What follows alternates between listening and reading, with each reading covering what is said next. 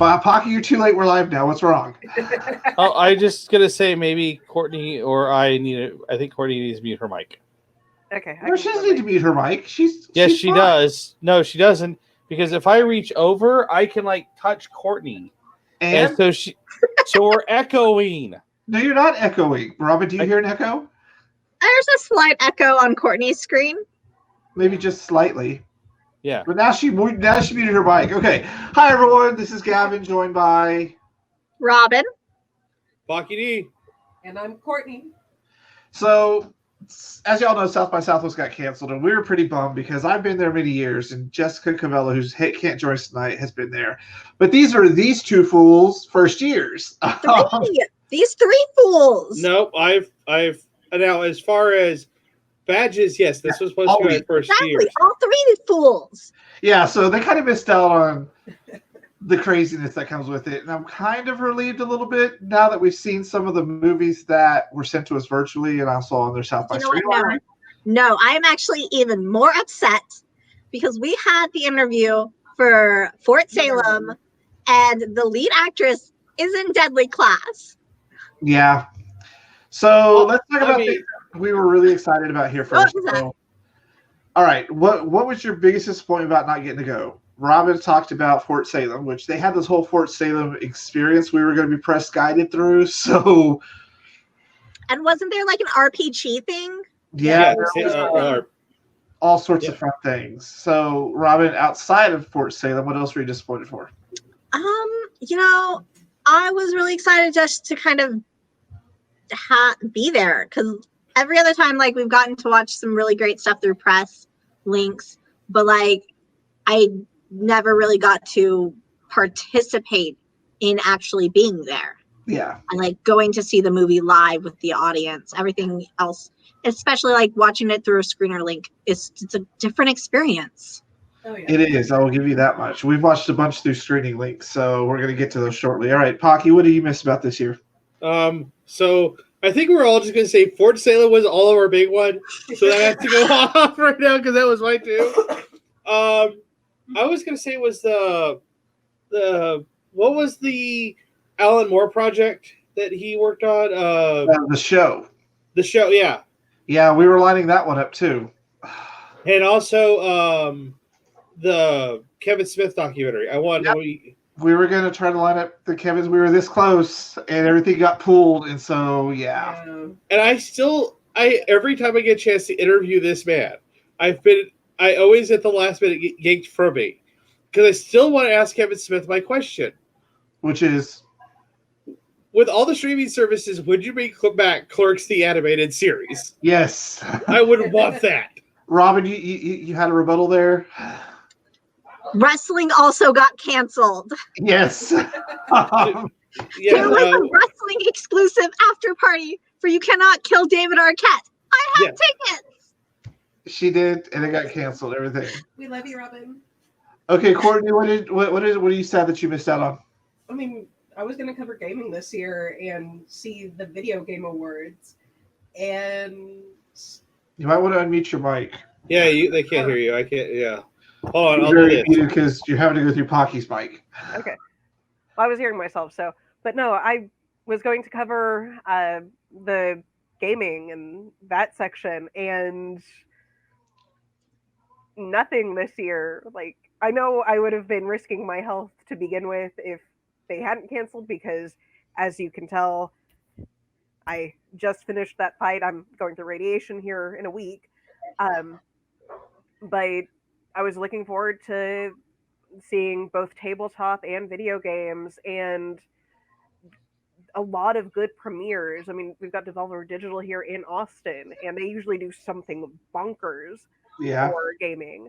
And I was looking forward to going to see the video game awards, like I said. And I don't even know if they posted those results online at the moment. So I don't think they did anything. I think they just kind of quietly swept it under the rug with everything else. Yeah, they just I think what I was really, really disappointed about was this was the first year they did a future tech and a science track. And I really wanted to go see a bunch of the science things. Like they had this documentary about their test about what it'd be like to be on Mars. They had NASA come out do panels. They had these future innovation tech conferences that I had no idea what they were talking about, but they sounded cool. So I guess that's going to be put off till next year. Next year will be the first year they do it. Yeah. Blah, blah, blah, big words. But yeah, that's how I'd be in there going blah blah blah big words, but it sure looks cool, you know. And I missed the VR experience because you guys didn't get to do any of that last year, and they were really pushing this year. We were going to the press thing where you don't have to wait in the lines. It's crazy. You would have been blown away. Like you would have just literally been blown away. So having said all that, we did get some we did get some screening links from people we know, and South by did have a screening library, which of course is full of mostly shorts, like it is every year. So let's start with not a lot there to begin with. Yeah, it's gone every year. It's gotten a little bit smaller until now. It's just pretty much all the shorts are on there. The features we get from people we know, like Big Time PR, we love Sylvie and all them out there. Thank you, Big Time PR. Let's start with the features, okay? I want to start with the first one, the one I really wanted to see, because the biggest complaint everyone has from South by Film is that it's gone too mainstream. Because when I first started, the opening night film was some art film, like Another World, Another Earth, or something different. Mm-hmm. And now it's just been all these mainstream films. This year was supposed to be the new Judd Apatow film.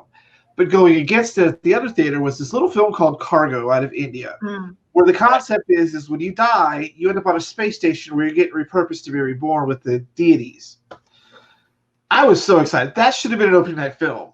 They had a screening link for it in the library. Re-say that. Huh? Re-say that? Will I say what? Re-say that, like you broke up. They had a screening link for Cargo in the South by Library, and I was so excited. And then I started the film. So you've got this high concept. There's a bunch of spaceships that are run by the demons of the the afterlife and the Indian culture. I would say we do say that this is for Hindu Indian mythology, and it's their first sci-fi ever. Yeah. So the whole concept is that the world coexists with demons, and there's people who regulate demons, and their job is to go onto the spaceships where you die, you end up being cargo, and they deprocess you, they wipe your memories, they get you ready for reincarnation. And it's got that funky little like old sci-fi vibe to it, where it's like the model ship going through space and things like that. So it had a bunch going for it. But I couldn't finish watching it. I was like an hour and a half, or hour 45 minutes to it. Nothing had happened. Wow. Nothing happened. This is where I wish I didn't see the link for this one. Like I didn't see, because I saw the link you sent us for the library, and I didn't see this movie at all. This was in the actual South by Library. So yeah. Okay, I didn't. Yeah. That happened, like the guy who does want to get reborn and he gets an assistant, but that's literally all it is. And it's just 2 hours of watching this guy repurpose people with an occasional blip and an assistant who has a mental crisis at the end. Like that's about as far as I will go into this movie. Maybe it should have been a short. It should have been a short. It could have worked much better as a short film or as a series where they could have developed out something longer. Because the other thing is, I'm expecting these, Hindu and Indian demons, and they're just humans sitting on a spaceship. So they could have done some sort of effect work, I'm guessing, even if it was just makeup. But just some guys in a spaceship, a spacesuit, processing people nonstop. It's just not. I was so sad. I was really, really sad. So would you say this would be a better role-playing campaign where everyone is deities inside of a spaceship dealing with the afterlife? It would be hilarious. Like I told you, the concept is brilliant. Yeah. The execution, I wish they would have maybe made it shorter and actually giving it something to make you want to watch it. Because by the third cargo guy, you're like, okay. And then the one has a knife and doesn't want to go. And you're like, yes, something's happening. And then he goes. You're like, Oh no. So this would have been a better series where every ship would have been like a hour episode. You're dealing with like maybe some existential crisis. Like a ship shows up full of kids because like an anthology series, like an anthology movie. You don't see anything about the other ships. You only ever see this one ship and its interior. That's it. So yeah, I was really sad about that one. I like to see the Christianity ship or the Buddhism ship. The Christian ship just keeps getting bigger and bigger. Yeah, until it's it becomes like the city from Valerian. It's just like the 1,000 ships all together in this massive board cube. Like that would be pretty funny. I mean, that would be the Christian ship, considering how fractious Christianity is as a whole. Yeah. So I did see 2 other ones I want to talk about, but Courtney saw one. I want you to talk about the one you watched. Ooh, you're gonna let me go into this one. I watched The Dilemma of Desire. That one was hold on. Right, okay, there we go. That one is honestly, it's amazing. I wish I'd gotten the chance to interview like the subjects and the producer and director. It's a brilliantly shot, brilliantly edited documentary about female sexuality, specifically biological sexuality, in addition to, the actual psychology of desire. They talk about Sophia Wallace and her Cliteracy project. They talk to one of the sex toy designers from Crave, who have some very beautiful sex toys, by the way. They talk to an exotic dancer. Crave is the one that does the ones that are like dragons and stuff, right? No, you're thinking of Bad Dragon. Yeah. Okay. Crave is a little bit more elegant. In fact, they have a piece of jewelry that, unless you knew it was a vibrator, you wouldn't be able to tell it was a vibrator. It would just look like a banana or something? It's like it's a longer but thin stainless steel pendant, essentially. It's really elegant. Okay. So, they talked to one of the... You're going to have to Google it, Courtney. Send it in the Facebook group. I'll send you the link later, but it's some really beautiful and elegant stuff. They also talk to just plain everyday women like me and Robin about their experiences with the fact that, did you know that the clitoris is actually a decent sized organ? It's not just that tiny button. Yes. It's like a foot long. It's not necessarily a foot long. It's like 7 inches. Yeah, it's a full sized organ. Compared to that tiny little button on the maybe anatomically correct anatomy image that they give you on like that quarter page in the textbook. Yeah, see, I like the fact that they made this movie, because I watched something the other day where they just realized they don't know anything about female anatomy because they didn't care for the longest time. They don't. Yeah. They still don't. That's things I didn't think about. Like, I go to the doctor, I'm just fine, but if you guys go to the doctor, it's a little bit different. Yeah, one of the you think? Yeah, the doctor they interviewed, that was one of the main subjects. One of the doctors that was the main subject looked through 4 different textbooks that actually mentioned both male and female anatomy to begin with. And like, of the 4 textbooks, male anatomy had several detailed diagrams and pages of information. The longest entry for female anatomy was 1 page, and they didn't even have an accurate diagram of the female reproductive system. They had the vulva and the outer labia, and that's it. Like, there's way more than that. There's a uterus, there's ovaries, there's a cervix, fallopian tubes.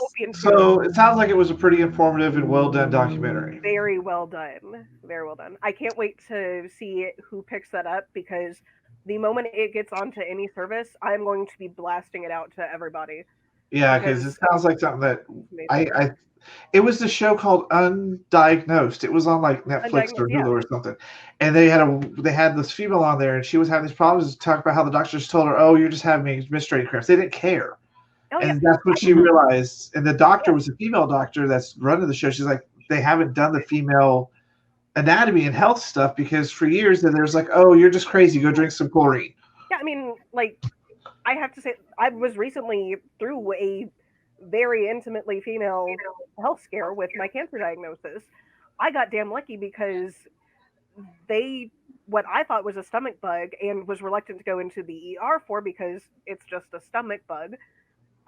They actually took me seriously when a couple of years back I had a very similar health scare, went to a different ER, and they didn't do any scans or anything. They just said, "Oh, hey, you're having a very bad period. Here's some birth control. Here's some metformin. You're good." Yeah. Like, not to go into too much details, but I've even had things like that too. I have a kind of a chronic issue, and I've gone to maybe 4 doctors, 2 male, 2 female, and the men give me the same diagnosis, and the women give me a completely different diagnosis every time. Oh yeah. I mean, it's just, they also talk about that too in The Dilemma of Desire, and it's one of those things where it goes really into detail, not just into the medical field, but into women's personal experiences with the arousal state and orgasm and things like that. So it's just, Robin, I definitely recommend you watch it too, like while you still have the streaming link available. Yeah, because the streaming links expire tonight, so this is your last chance to watch anything, including 4 hours. Yeah. All right, so I'm excited to watch that one when it comes out. We'll have to. Well, I'm gay. I can't wait for you. Like, it really matters to me, but I'm going to watch it just because. Yeah, I kind of want to be in the room when you and Jessica watch it, just because I know the two of you are going to have some fun talking about it when you're not like having your minds blown. Yeah. Okay. So the next one. Kevin going, wait, what? No, and Jessica's going, yes. No. See, yes. I know just enough to be dangerous. Like when I worked at Gary Job Corps, I had to explain to all the gay guys how women's vaginas work because they didn't understand if you put a tampon in, how do you have sex? Like, so I had this group of like 6 guys going, like horror for me to explain how the different things work. So I think I'll be okay. No, but I just yeah. So the next one I want to talk about is The Boy Who Sold the World.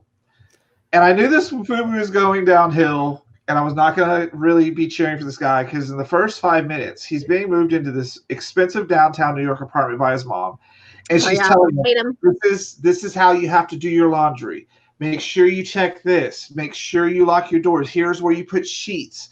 Because this kid's 16, and he's like a tech genius, all right? So that's what the whole movie is. It's a documentary about this kid.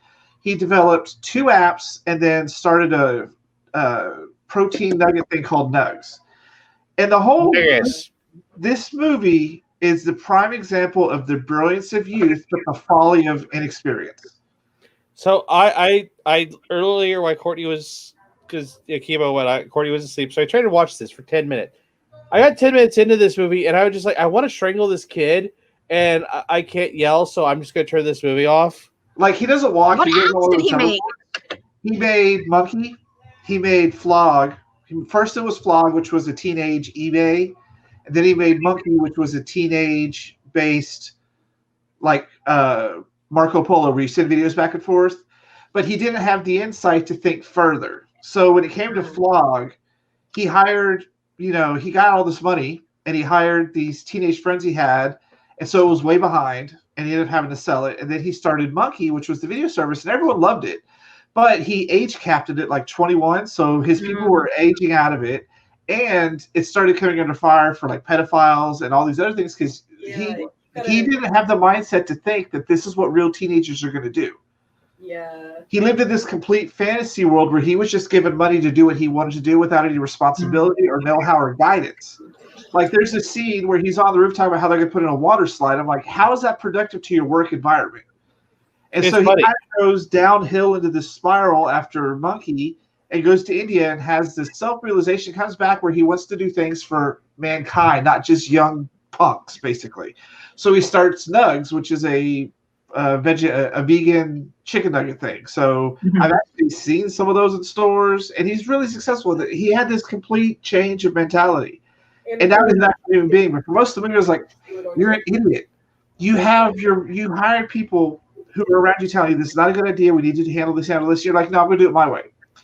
And you didn't. So brilliance of youth, folly of inexperience. That's the prime message of this movie I took out of it.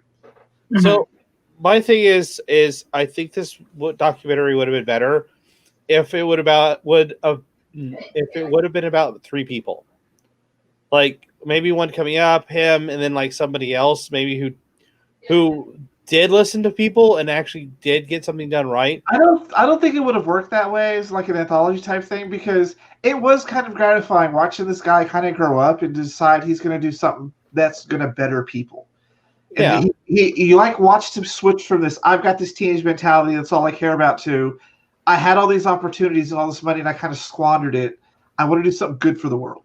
Mm-hmm. So it was really good to see that aspect of it. I'm glad he's doing this, but it was infuriating watching him hire these high schoolers and teenagers, and he had these adults that were leading him who were kind of like, y'all, I've got experience here, you should be doing this. And like, whatever. And he's running around on his hoverboard. Like, it was definitely interesting.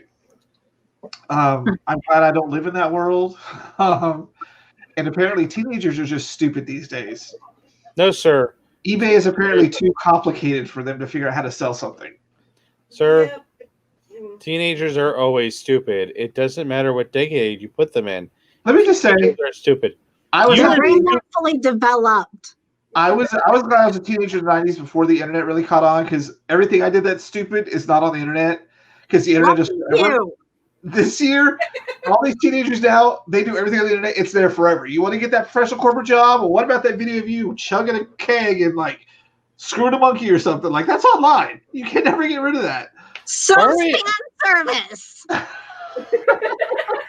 Sir, we have done things on fan service. Robin cannot deny. That is accurate. He had a man take off his shirt to show all us. the videos of you on Zombie Live. Okay. Even. Yeah. So having said that, I think The Boy Who Sold the World, Pocky, I think if you were to stick with it, you'd see the message I got. But yes, as an adult, it's really hard watching this kid who has so much potential just kind of get so stuck in his own world. But it's gratifying to see him grow up at the end. See, I didn't know about that he was in control of Doug's. Otherwise, I probably would have. Yeah. I thought we were watching a documentary about how we watch another human being fail. And I'm also not really a fan of that. Yeah, no, because his lesson was you have to fail. Like, he didn't fail with these two apps. I mean, the first one, the Flog, kind of failed. And then he didn't think ahead enough with Monkey to expect what actual teenagers would do. So I do have a question about Monkey. And was this pre-Sesta Fosta BS, or was it during Sesta Fosta, which is the current law on books? I think it was pre, and it's why it's one of the reasons why the law is on the books. I don't really know. It was like 2 years ago, I think. 2 or 3 years ago. And so, it doesn't exist anymore, so we can't go look it up. Damn. All right. So the last film I want to talk about was absolutely blew me away. We Are as Gods. Did any of you watch that one yet? No, not yet. No. Okay. I went into this completely blind. I was so enthralled by this movie. It's about this guy who grew up in the 70s, and he believes in de-evolution. And so what starts as here's why we should bring back things like woolly mammoth and dinosaurs, well, not necessarily dinosaurs, but bring back things from extinction, turned into this science documentary into why we need to do it and how all this started. So they're working on a woolly mammoth project to bring woolly mammoths back to Siberia. And I'm like, did you watch Jurassic Park? Didn't work. But then he goes into the why. They go to Siberia and they're talking about the permafrost and how the terrain is gone. And the concept is when something goes extinct, especially if it's man-made, it affects the environment for a negative issue. Yeah. So the permafrost is being destroyed, and it's an integral part of Siberia, basically. And so bringing back a large herbivore creature like the woolly mammoth would help impact the ice and turn it from a tundra back into a grassland, which is what it needs to be. So they were doing this whole comparison of if you've got all these animals and one thing goes extinct, how does everything morph around it into this new thing that's usually not healthy? But then the other side of it was, how did he get to this point growing up in the 60s with LSD? And he's very candid about taking LSD and how the world speaks to him, and that he did the whole Earth catalog, and he did all these experiments, and he talks about why everyone that's part of that age is a little more hippie and into the earth things than today because they had drugs so freely. And he is an environmentalist, but a technologist. He's one of those few that can mend them, and he thinks we should be using technology to save the environment, whereas the environment is like, just let nature be. So it was this absolutely mind-bending documentary. Just crazy to watch. And I was like, wow. Okay. I might actually need to watch it then, because it's in the link from Big Time, so you guys can watch that one. It is just, it blew me away, because I was like, you can't bring back woolly mammoths. They're gone for a reason. No, they're gone because they got hunted to extinction. Yeah. And I mean, honey, you're right for a second. I mean, you mentioned the bringing back bits of the environment. You actually have a scientific precedent for that in Yellowstone when they brought back the wolves to Yellowstone National Park. I remember that. There's an article that I'm going to have to find to send you. It changed the course of the rivers for good. It brought back a lot of different. It balanced the ecosystem. Yeah, that was the ecosystem. And that's what he's talking about in Siberia.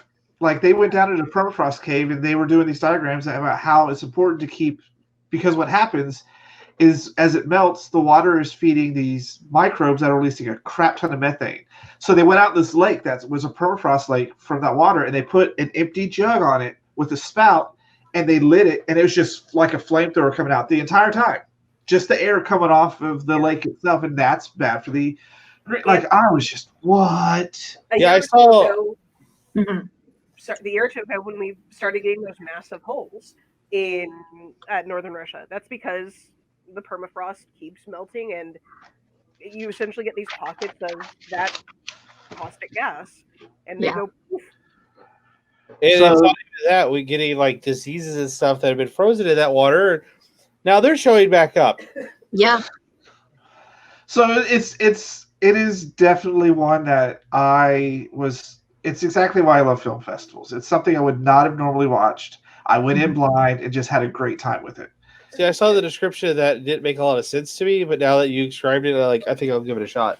Yeah, you can always go off description of something, especially at South by, because it'd be very misleading.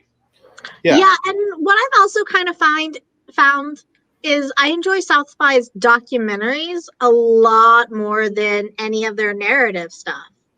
Yeah, we got a bunch of good documentaries, and their narrative stuff this year was just kind of okay. So overall, seeing what I've seen, like, we're going to get in the shorts here now, and this is where I love these, but there was just a different class of films this year than any of the other years. It's kind of like it was just, I don't know, like, we weren't even getting contacts about these until like right before and it just felt like this year was different, and it's probably good thing it got canceled because it kind of needs to reboot some. Yeah. Because this year it felt a little, I wouldn't say processed, but like, I don't know if they were wanting to test waters with, like, they didn't want to give the really good stuff or stuff that, like, it seemed like they need a film show or something to get the buzz going for it. Because, like, what was the mainstream movie that was supposed to come out this year? Staten Island. Yeah, Staten Island. So here's the thing about South by Film. Staten Island. Yeah. South by Film isn't a film festival. It's an industry festival. It's supposed to be where people bring films for them to be picked up. It's not just a film festival for the love of being film like Otherworld or Fantastic Fest. Yeah. So that's the biggest thing that South by Film is about. It's different from all the other festivals because it is an industry festival where we get to watch things and get buzz going and sell the film. Mm-hmm. Yeah. Usually, the films we watch get picked up really quick because they've got good people behind them and they're actually really good. Like, we've done this for 6-7 years now, and you guys have seen the interviews we've had. Like, we get the crazy people, we get the normal people, we get the kids, we get all sorts of things. I don't think we would have had a lot of success this year with our interviews because it was just a very different vibe for all of these films.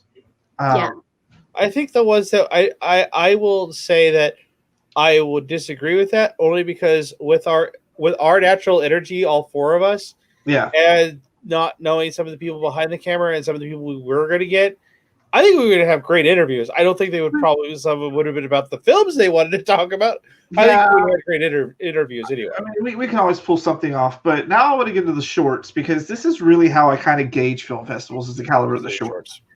So I'm going to start with the animated shorts because animated shorts is my second favorite program next to Midnighter Shorts. Did any of y'all watch any of the animated shorts yet? No. I couldn't access that part of the library for some reason. Okay. Just don't. Okay, thank you. This has been hands down the worst set of animated shorts I've seen. So I always love their animated shorts.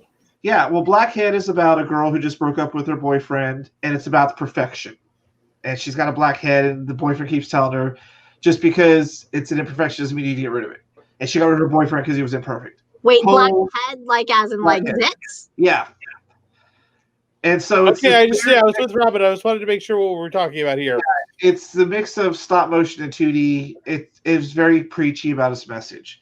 Then you had Grave Dad, which it's a short film. It's an animated film about the highs and lows of success and failure. Like completely, it looked weird. It was just bizarre because when you're in the highs, everyone's weightless and they're going into the sky. When they're low, they can't get off the ground. Like it was very preachy to that aspect. It was about trying new things, even if you always fail. Then Inside Blue was probably the best of them. It was a look into OCD. This guy has to have a roll of tape, and he leaves a blue square every time he's supposed to stand. It's really gross to watch because he's on the toilet the whole time, and he has problems.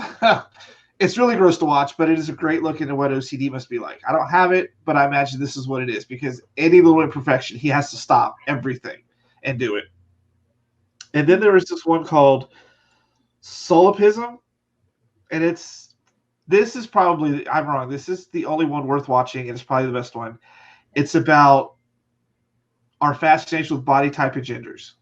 It's about this girl's journey into accepting her body, and I have a feeling she's transgender at the same time because she's chasing a guy through this weird world where people are looking in the mirrors at the perfect bodies and they get stuck in it all malformed. I think that's what this is about. But all the shorts had some sort of preachy message, and I'm used to shorts just kind of being shorts, you know, just have some fun. They don't all have to have a message. But all the animated ones were pretty bad. So if you do go to the South by Library, look for the I can't even say it. Solipsism. Solipsism? Yeah. And I think that's about, gender and body normativity and how it's just really a made-up concept. Could be wrong, but I think if you guys watch it, you probably Happy Trans Awareness Trans Visibility Day. So, having said that, let's go on to our favorites. And I know Robin's watched most of these. The Midnight Shorts. Yeah. Apparently I'm into horror now. I didn't know. I just watched most of Midnight Shorts. I was like, really? I didn't expect that from you, but they're really I'm into horror now. Like you are a high-ranking person in Otherworlds Austin, a great film festival here in Austin. Yeah, but that's okay. So I want Robin to tell me what she thought about Danny's Girl. I hated it. First off, the baby was obviously a doll. This short, it's not a horror short at all. It made no sense being here. It's horrifying. The last scene, nightmares. So the whole concept is this guy picks up a girl that he's met online, and she has a mysterious box. And when she gets out of the car to the bathroom, he looks in the box, and there's a baby doll, and he freaks out and throws it out the window. So I'm saying being a dad. It's supposed to be a real baby within the storyline. I thought it was a baby doll. She freaks out at him. Well, he throws up after he sees it, so I think it's supposed to be a real dead baby. It's supposed to be the dead baby because she carried around the dead baby. Yes. And then they have sex to make a new baby. And then the ending scene is like the CGI, like what you would see in a science class of the sperm entering the cervix and then impregnating the egg. And I was just like, what the fuck is this? I'm looking at my wife who is sitting over there. No, this movie was so bad. I was like, no, I want to interview the people who made this. I want to know why. I started with the animated, so I already have my sights were pretty low. And this was the first one at Midnighters. I was like, God, this is gonna suck. And then we get to the dough. Dough was okay. It was French, right? Yeah, it was French. It sounded Frenchy. And she gets mistaken for a doe because she's wearing a fur coat, even though she's a very skinny white woman. And it's like summertime. Yeah. And so she gets mistaken for a doe and shot. And so she wakes up, and so she thinks like these people are like trying to kill her and murder her. But they're obviously were like, oh shit, we thought you were a doe, which I think is interesting in of itself because it's tagged as fantasy. And there's a scene where she's in the road and she sees a doe and she walks up to it, and like the doe doesn't run away. And so she like stands right next to it, and her pupils dilate and then come back. And so I think that's interesting when you think about in fantasy, women being mistaken for does in the forest and like transforming into does. Yeah. But ultimately, once you kind of realize, which is the exact moment when she gets shot and they say, I mistook you for a doe. Once you realize they're not going to hurt her and it's just a misconception, all the tension is just gone. See, I didn't have any tick of this movie because I knew what was happening when she's in the country with her boyfriend. She gets mad and leaves. She walks down the road. There's a guy painting with red paint and sees her and comes up to her. She thinks he's killed somebody. He's going to kill her, so she runs. Yeah. When she gets to the next house, the dog is barking at her. She gets scared, and the lady's like, hey, you left your glove back there. So I knew what this was going in. There was no thing. I knew she was going to get shot in the woods. And so it's literally a story about her misunderstanding everybody, but it did have a pretty fun ending.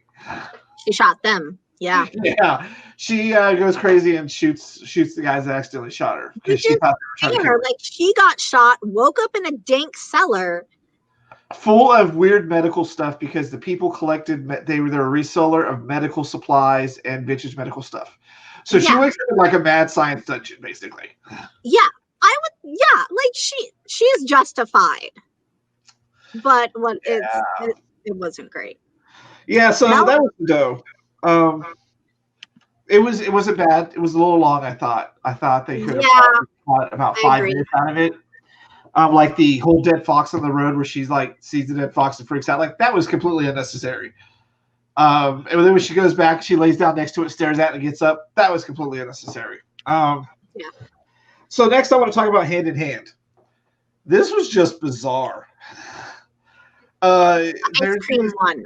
We'll get to that one. So Hand in Hand is a little more bizarre than Heat. What was it? Yeah, Heat.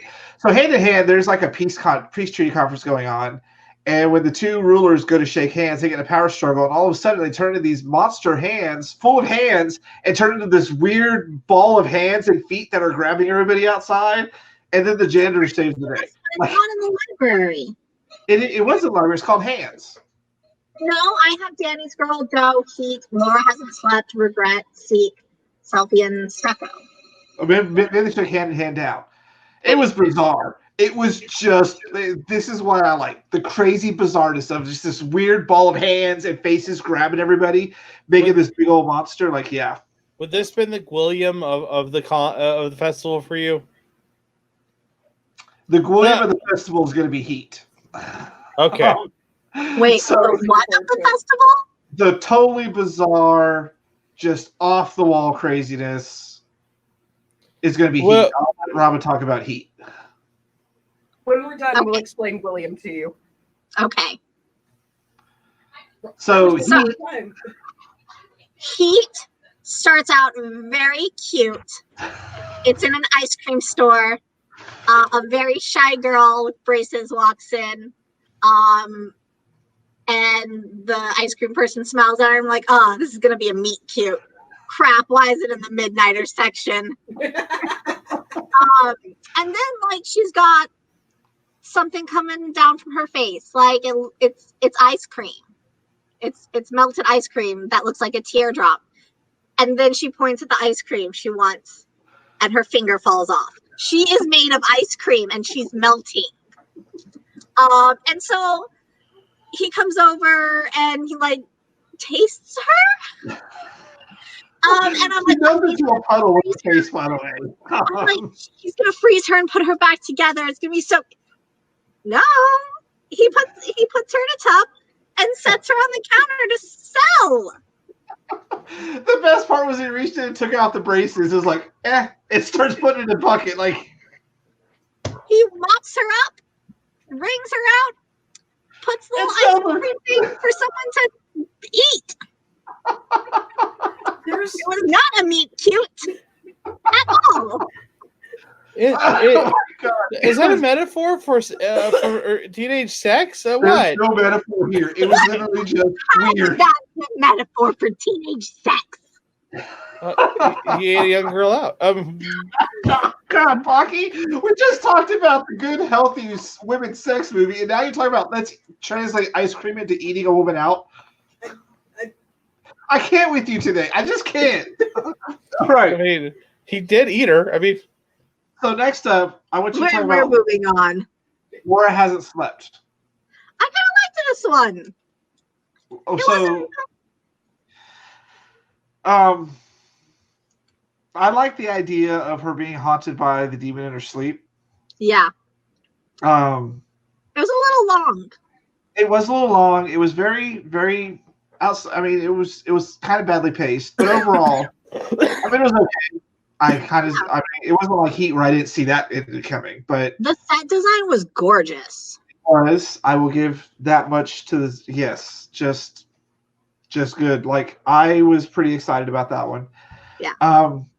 But not as much as I was. The one absolute best for me was Regret. This is why I love horror short films. You don't waste time. If you've watched It Follows, that is the dumbest concept for a movie. You have sex, you get stalked by a demon that just walks who looks like people. It just walks, it chases you. That's it. Stupidest idea for a movie. Now you flip it. This guy is in a hotel and he's talking to his mom because his dad had died, and he's dealing with the fact that his dad was abusive and things, and starts getting haunted by visions of his dad. One of them turned out to be like an evil demon spirit of his dad, who is like red light, green light. If you look at him, he has to stop. But if you don't, he comes chasing after you with a knife. And it's about him trying to escape from this through the hotel.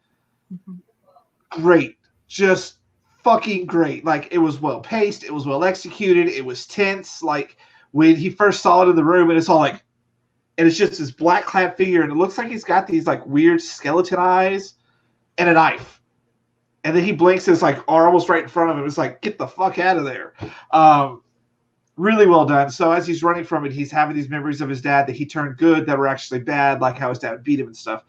So I absolutely loved this movie. I thought it was hands down an amazing ghost story. Like, and then when you realize that he wasn't looking at the death around him because it had killed things around him trying to get up to him. And you don't see it until he starts freaking out at the end. And there's all of a sudden you start seeing these bodies all over the place. Like the way he started realizing that he was getting out of his head and this was real was when things started popping up around him, like everybody dead in the lobby. Like, just wow. And it was just a really creepy face they had on this thing. I can't even describe it. It was almost like googly eyes, but not googly eyes. And just this weird skull mouth. Like, just great looking. And it ends perfectly. It ends perfectly because you don't know what's going to happen. And it's very open-ended. Is he going to get away? Is he not? You don't know. Yeah. Loved it. Second one I loved the most was Seek. Seek's really cool because it I've seen a couple of movies, shorts that have a similar concept where it's just like the monsters in the way you interact with the monsters through VR. Yeah. On like a cell phone. Is it like this movie? Okay, this short had everything. It's a bathroom demon, which checks off our Japanese bathroom demon. It's practical effects, absolutely like amazing a little demon puppet thing with tendrils and this little like gelfling face, like fucking amazing looking. Yeah, she looks like a doll. Yeah, it's perfectly timed, greatly voiced, and the little details like the people drawn on the walls every time they walk inside. You're done. Mm-hmm. The whole concept is that this girl has to go to the bathroom, so her sister stops and she goes to this dank bathroom, and she's in there and it's like totally trash, and someone's banging on the door. She goes out and there's a phone. She picks up the phone, and it's who was ever before her playing hide and seek with this demon. They didn't know what they're supposed to be doing. Oh wait, Robin. We had something similar with Otherworlds. Yeah, Robin was telling me about that. Okay, I just wanted to make sure we're not talking about the same one. I was like, wait, yeah. Okay. So just the practical effects, like when she puts it down, the demon's on the windowsill, you just see the tentacles, and she's like, "Found you!" Like, just fucking weird. And then when the sister comes in, she's like she doesn't know the sister in the corner with this demon around. They're like fucking weird. Loved it. Absolutely loved it. It was very good. We need to fight you the one from Otherworlds then, because the one from Otherworlds was like super intense, and it was an AR game that was evil. Yeah. Yeah, that one. Oh my god, that one like gave me chills last year. Like I was watching it and I was like, I need to go do the dishes now. I think I had Wizard World, or I had the Pokemon game, and I deleted it right afterwards. Like, no, I'm not doing this anymore. We're not fighting Satan into my phone. I already have that. I like the fact that it can prove that when done right, horror and technology can really be a good storytelling medium. Yeah. Not like some of the first attempts, like Stay Alive, which was where if you played the horror video game, they'd come after you. Like, no, we're not going to go back that far. And so there were two more in there. Did you watch Selfie, Robin? Not yet. No. My biggest problem with Selfie is they gave it away on the movie poster. And this is about the horrors of social media, straight up. This girl makes her social media profile. She doesn't want to be known as that anymore, so she decides to stop it, and she gets all these warnings, don't let it get your phone. So she becomes haunted by her phone avatar, which is really creepy looking. Yeah. I think it's interesting because, like, I watched the first, like, minute of it, like, right before we started, because the avatar she creates is so creepy. And it's one of these things that it's like, it's not supposed to be a stylized avatar, like it's not cartoon. But she makes it so stylized in a way that like her eyes are this big, and then her lips are this big, and her waist is like this big. And it's just like, I wish projected it too much that it was going to be the bad guy.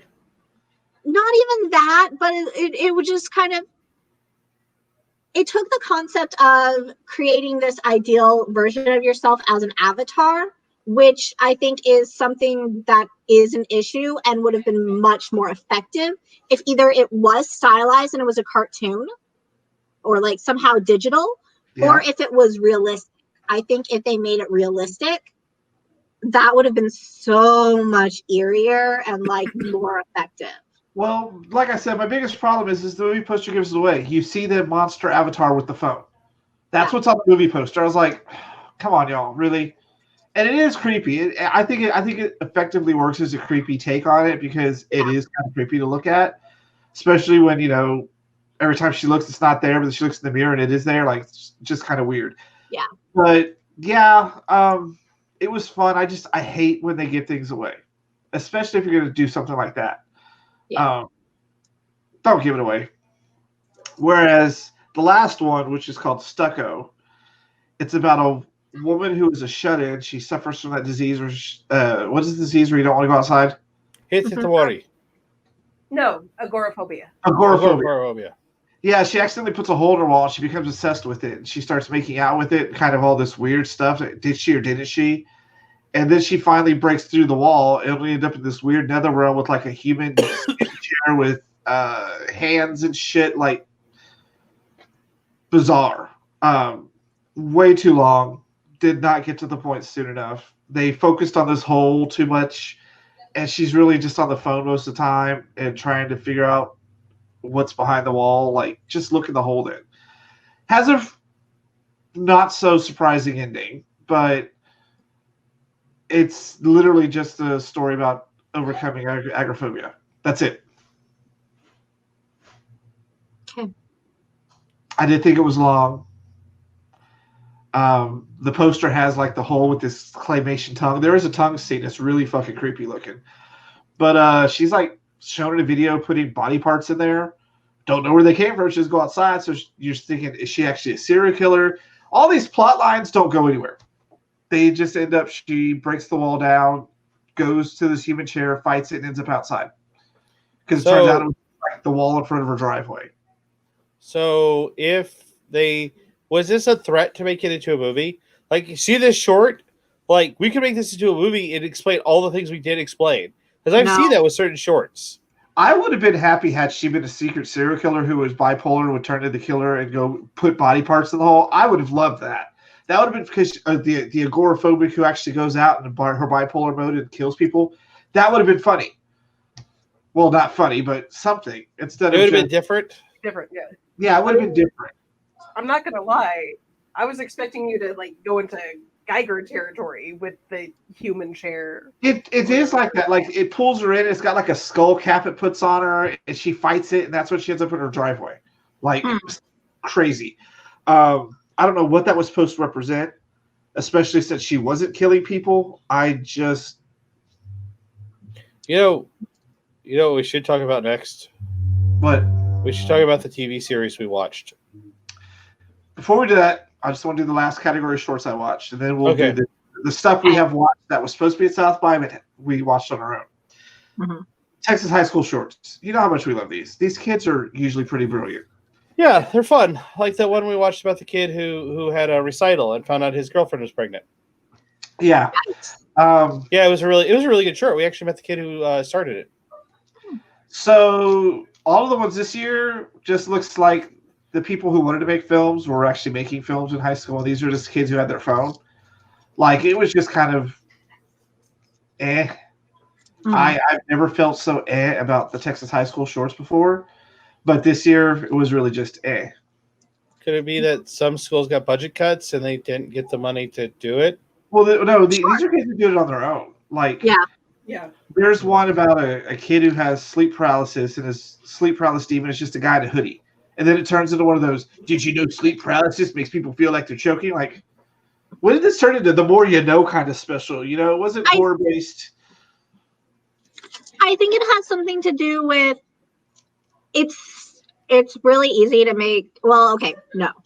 But the entry level has definitely gone down a lot.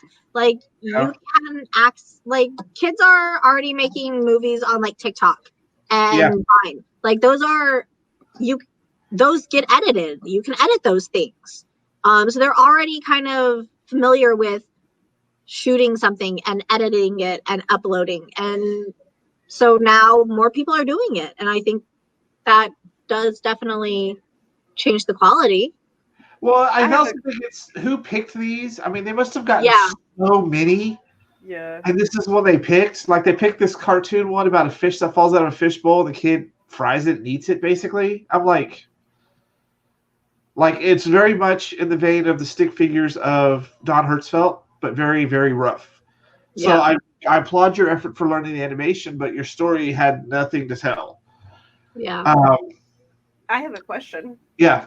Did it feel like somebody's AV teacher just said, hey, here's this contest. It's in Austin. It's at South by. Enter and you can get in. Somewhere it did feel like that. Like, I understand they're young filmmakers. They're like, most of these people, they're just starting out. And that's why I've always loved watching them, because you would find these great gems in them. And this year was just like the bottom of the barrel. And I hate to say that, but they really were the bottom of the barrel. Yeah. And except they were the cream of the crop, according to a person. So the last thing I want to talk about is the one narrative short I do remember watching, because I watched some of those, was called Dirty. And it's about a gay couple in high school and their first time. And it was so good. It was so good. And it reminded me that I didn't grow up in this world, but I imagine people who grew up in the gay and bi lifestyle world were confused, because there's nothing out there to teach you this stuff. Everything you get is unrealistically porn based on the internet. You don't know. So this was a great film about exploring those aspects and what happens, and then what it means to really just be with someone who loves you. So if you do get to watch Dirty, it should be in the screen library. It's great. Yeah, I'll definitely check that out before it goes out tonight. There's also I don't remember it, but there is a transgender one in there. But I didn't get a chance to watch it yet. Okay, let's move on to I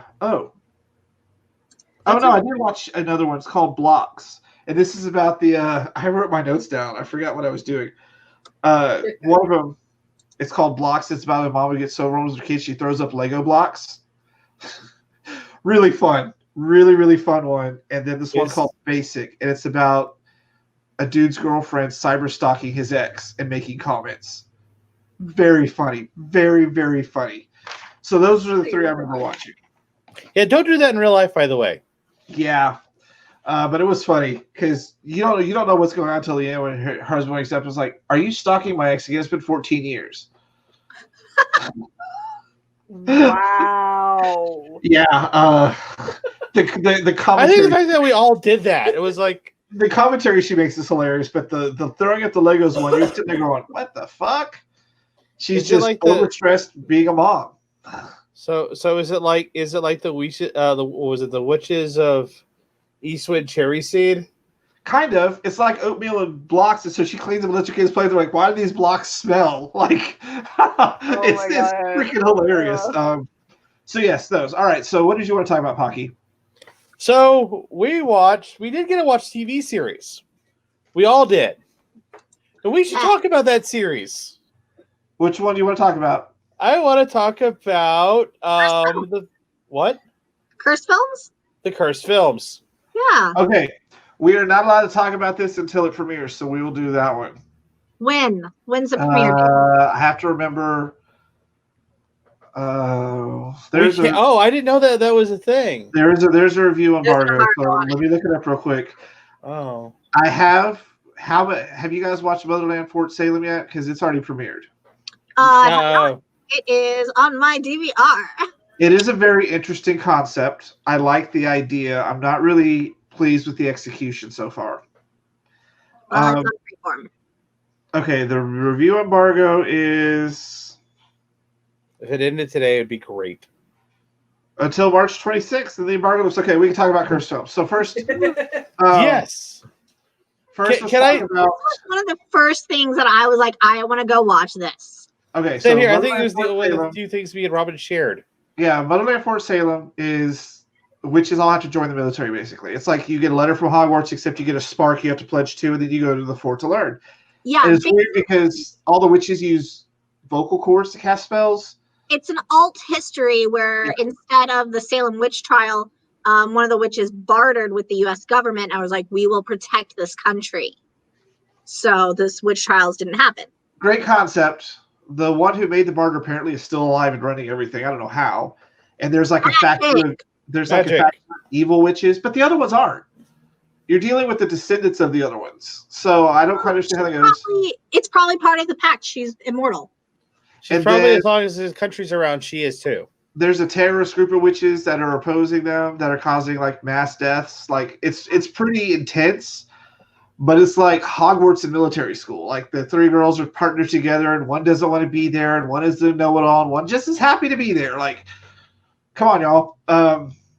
So I've been watching it. I'll be interested to see where it goes, but I think they've got 2 or 3 episodes out now. I watched it on Hulu. And I tried to watch it, but it no bueno right now because everyone's streaming everything right now, and it's crashing internets, and they're blaming video games. Yeah, well, it'll be interesting to see what you guys think about it. Do you see that if this gets a big fan following, that we will see like Fort Salem divisions, much like the 501st or the Fleets? Like, there's not even any real cosplay. They're just wearing military outfits. They've done a couple magic things. It's just it's a military school, basically. That's what you're looking at. And I'm wondering what's going to happen when they graduate. Like, are we going to go off to war? Because there's no wars happening. Well, maybe that's what they're leading to. I think it'll be interesting because it's on Freeform. Yeah. That's formerly ABC Family. Yeah. When you talk about is it going to get a big fandom, historically, do Freeform fandoms become super big? Well, they had the Fosters and Good. There's a huge fandom behind Fosters and Good Trouble, which I watched both those shows.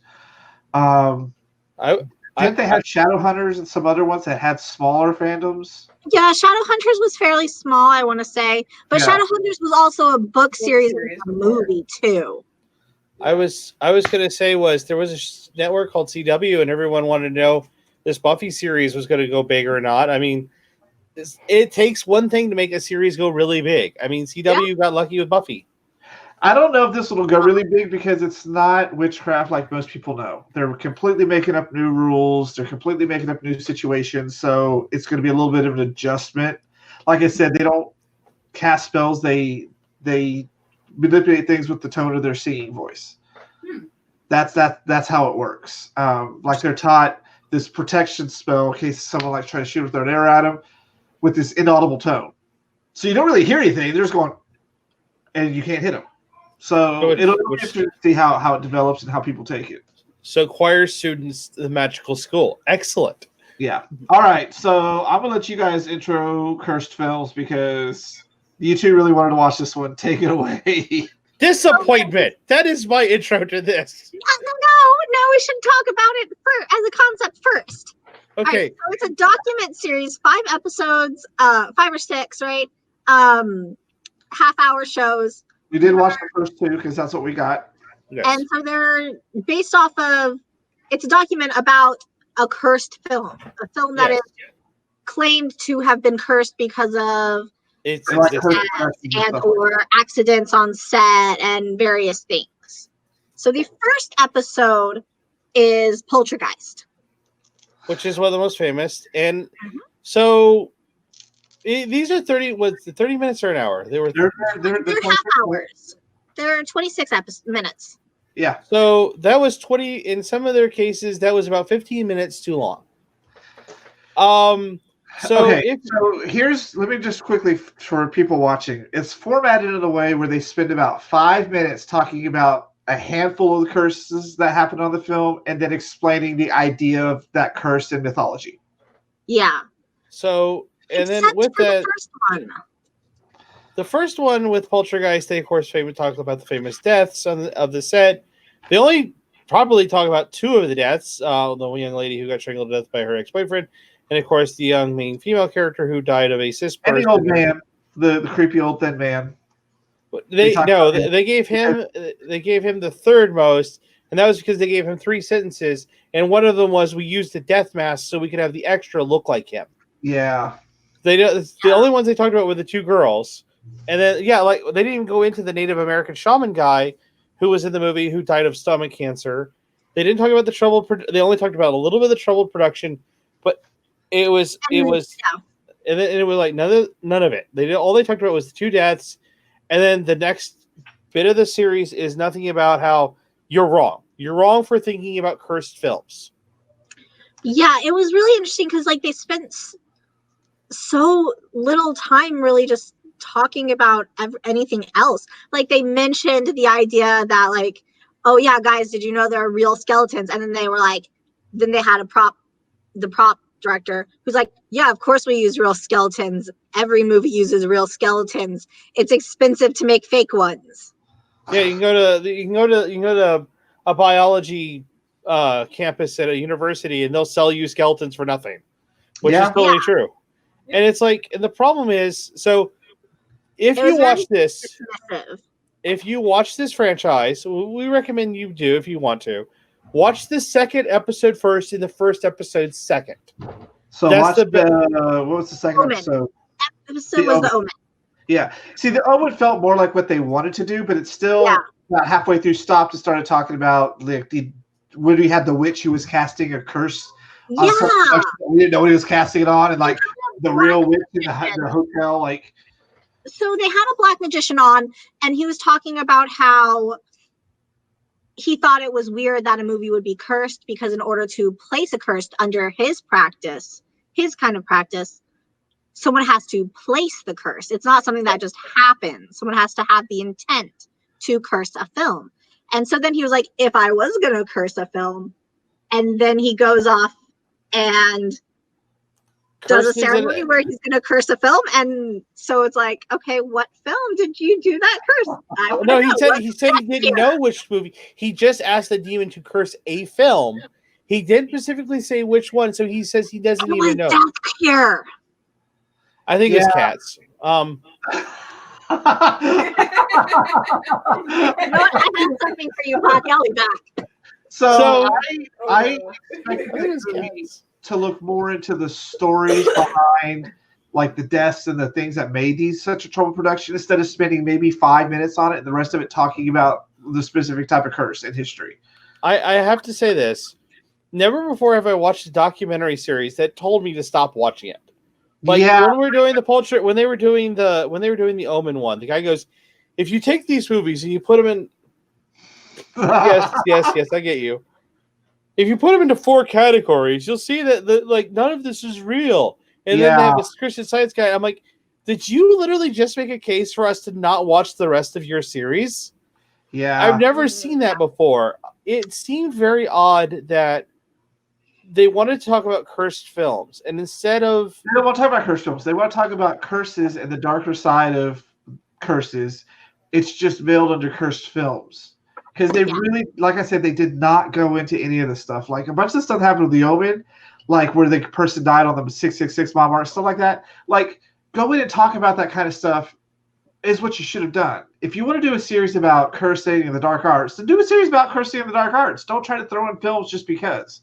I thought it was interesting where for Omen they said, oh yeah, it was cursed because the devil didn't want this movie to happen. And I was like, that I feel like he would want it to happen. But remember at the end they said, but did the devil really want to, or did he put all the hype behind this so you would go see it because the greatest trick of ever was the devil to make you not believe he's there? So and it's like, they were like, he works in the shadow, he doesn't want you to know he's there. But then so you're right, Pocky. I think the Omen episode 2 is really where you should start, because that feels more like a more of a mashup of what the series should have been. We'll have to wait to watch the rest of them, but like the Poltergeist, they did not spend hardly any time on that. Like, I mean, they only briefly talked about the technical difficulties about how the doll choked out the boy. Yeah, like, they didn't talk about any of the other lighting issues. I mean, I thought it would have been hilarious if they talked about like how the hands that come up and grab the guy as he's having sex with one of the girls. You know, the scene where the hands come out of him and like choke him. It's actually Steven Spielberg's hands. Are we talking about Poltergeist? Yeah. Well, it talks about Poltergeist as a whole. Yeah. Because the girl, it does 1, 2, dies 3 in the third one, during the third one. Yeah. Yeah. So it's like the whole franchise of Poltergeist is cursed. Yeah, it's... So if they don't talk about the TV series or the 4th movie or the remake. So they only talk about the first 3. Bad enough. That was its own curse. Can I ask a question for those of you who have watched it? Shoot. Yeah. Does it, like, Pocky? Thank you. So I can actually get my thoughts together. So does cursed films kind of, I know the second episode was technically better than the first, but does it just kind of feel like, hey, if you think these films are cursed, you're an idiot, and here's why? Yes. It's very demeaning.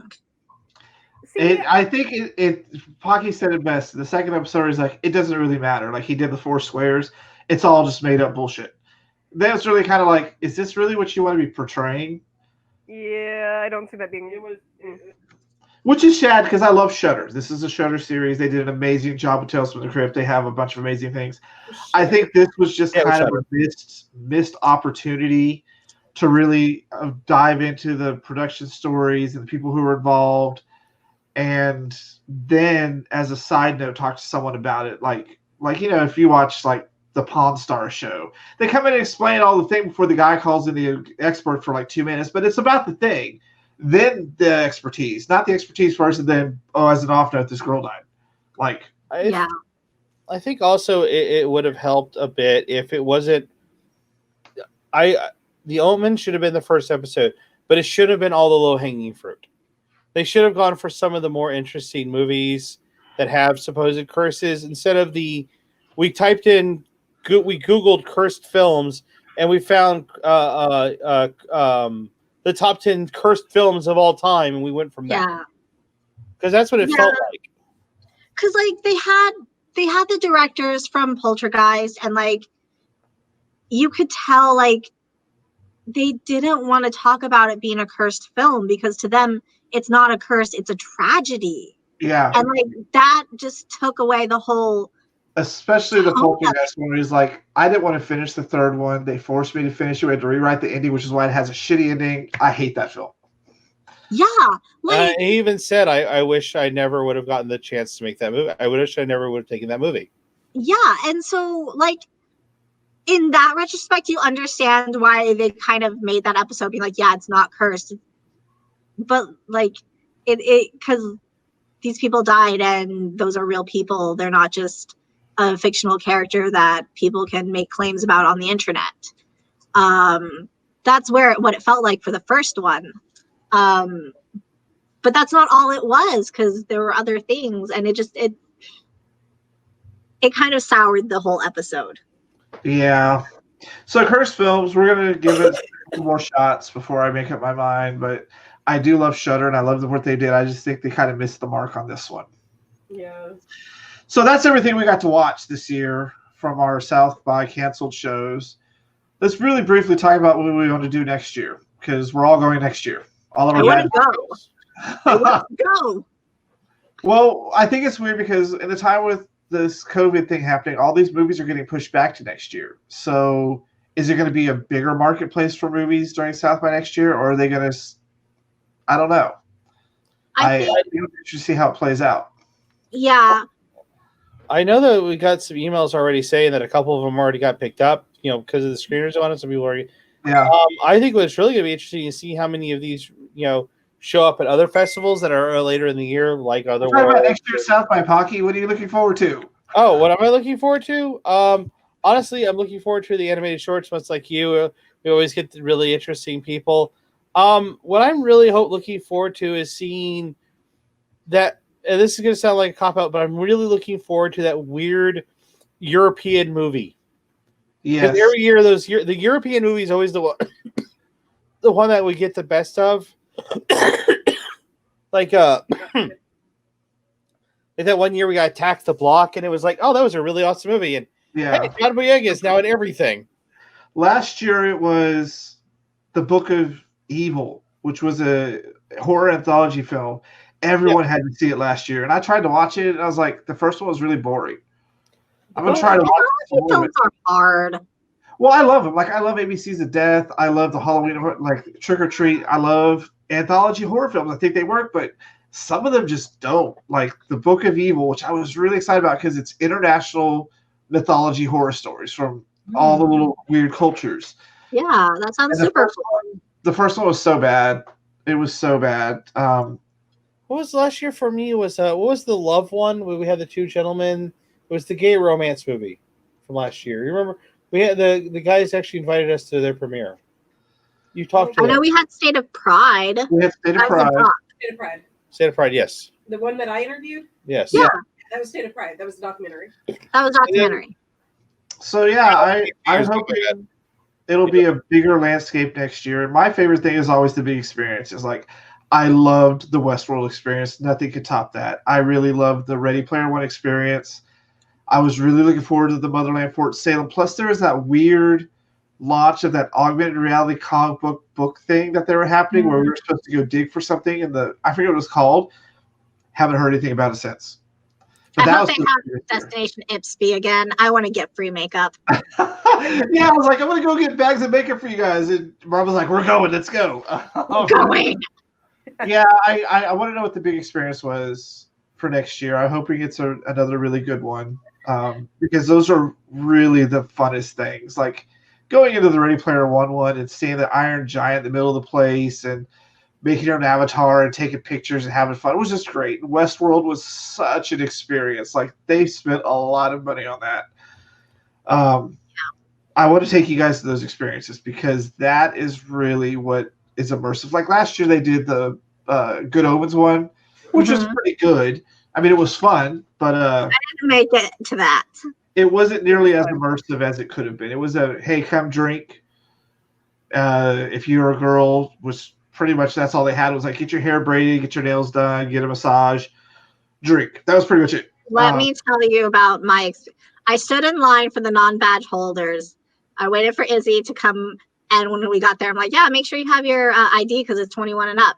And she's like, yeah, I go everywhere with my ID, and who doesn't? And I'm like, I left my wallet on the table yesterday, so I didn't have my ID. And then I was like, my wallet is still on the table.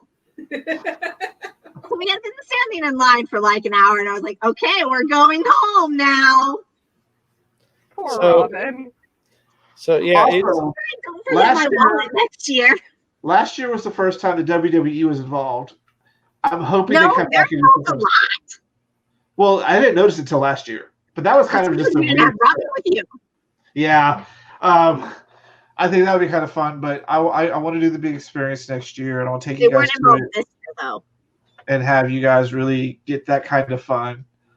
But we got to be on top of that because like Westworld booked out in 5 minutes. I was lucky enough to get one of the first emails. I got in there. I should have got 2 tickets so Mark could go with me, but I did it because I thought, oh, he'll be able to get in. Nope.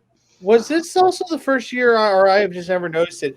Was this the first year they were dealing with 4K revamps of movies? Like they had like the they always, it's called festival favorites and global favorites or something. They always have movies that are festival favorites. Like they had they include remakes, they include remastered stuff like that. That's a whole category. Okay, because I saw the ad for Rad, which is that like early like I think Nicole Kidman's in it, but like she's like 13. Yeah, nice. It's a thing. All right, so that's been it. The show must go on, as we said. We did want to at least cover something South by for you guys, so you know what to look forward to. And we'll just start planning for next year. Bigger and better, higher, happier things. We're just going to have a lot of fun. So that's it for tonight. We hope you guys had fun. You can watch all this stuff online. I'm probably going to edit it up tomorrow. I'll be doing more streaming. I'll probably be doing more streaming tomorrow or Thursday, depending on what we can't do Thursday because we stream Super Game Bros on Thursday. So you're probably Wednesday. Probably Wednesday. All right, so that's it. We'll see you guys later. Bye. Later. Hey, pushing buttons is an RPG element. Oh, God. So is every other game. So is button mashers. So by that logic, they're an RPG. No. So